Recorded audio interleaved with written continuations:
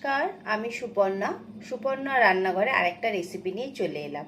তো আজকে আমি আপনাদেরকে বানিয়ে দেখাবো ক্রিস্পি পেপার ফিশ। তো সেটা কিভাবে বানাচ্ছি সব পদ্ধতি আপনাদের আমি দেখাবো। আপনারা প্লিজ ভিডিওটা স্কিপ করবেন না, পুরো ভিডিওটা দেখবেন। আর অবশ্যই আমার চ্যানেলটাকে একটু সাবস্ক্রাইব করবেন। যদি আমার রান্নাগুলো পছন্দ হয় লাইক করবেন, কমেন্ট করবেন।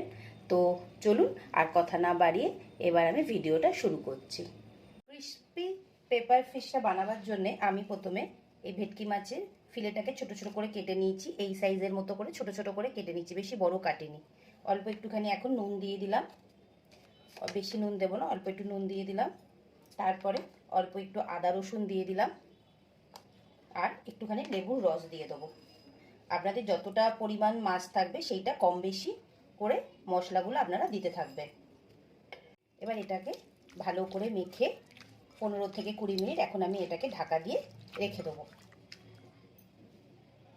ক্রিস্পি পেপার ফিশ বানাবার জন্য আগে আমি একটা ব্যাটার বানিয়ে নেবো। তার জন্য আমি যতটা ময়দা দেবো ততটাই কর্নফ্লাওয়ার দেবো। তো আমি 2 চামচে ময়দা দিলাম আর 2 চামচে কর্নফ্লাওয়ার দেবো। কর্নফ্লাওয়ার যদি না থাকে তাহলে আপনারা অ্যারারুটও দিতে পারেন। আর দেবো হোয়াইট পেপার, দেবো আমি হাফ চামচে। হোয়াইট পেপার আমি হাফ চামচে দিলাম।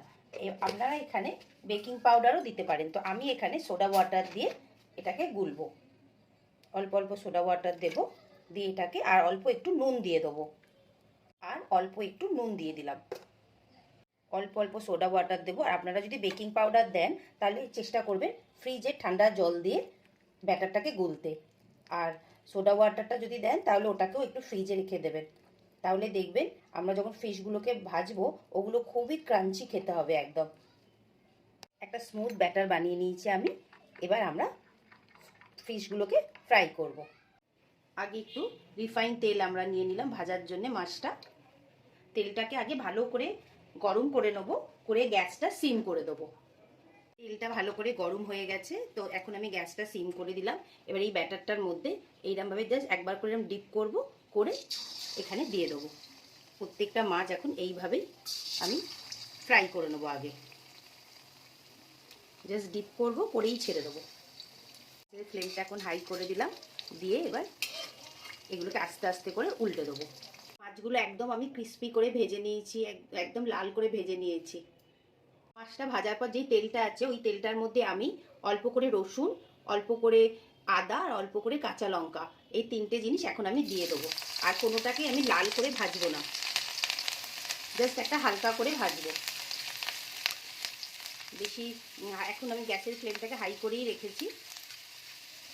আর এর মধ্যে আমি অল্প একটুখানি পেঁয়াজ দিয়ে দিলাম, আর স্প্রিং অনিয়নের সাদা অংশটা আমি দিয়ে দিলাম। দিয়ে এগুলোকে ভালো করে নাড়াচাড়া করে নেবো।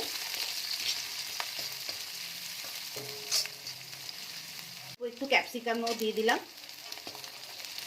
একদম চটজলদি এটা রান্না করতে হবে আমাদের, খুবই ভালো হয়। আপনারা স্ন্যাক্স হিসাবে এটা ব্যবহার করতে পারেন, বা ডিনারের আগে আপনারা এটা স্টার্টার্স হিসাবেও ব্যবহার করতে পারবেন। এবার আমরা এর মধ্যে চিলি গার্লিক সস দিয়ে দেবো। চিলি গার্লিক সস যদি আপনাদের কাছে না থাকে তো শুধু চিলি সসও আপনারা ব্যবহার করতে পারেন।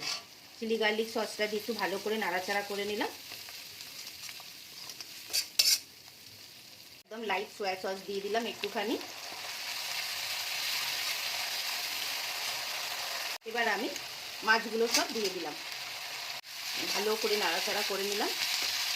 একদম গায়ে গায়ে হবে, কোনো জল দেওয়া হবে না এটার মধ্যে। লাস্টে একটু স্প্রিং অনিয়ন দিয়ে গ্যাসটা এখন বন্ধ করে দিলাম। পেপার ফিশটা আমার রেডি হয়ে গেল।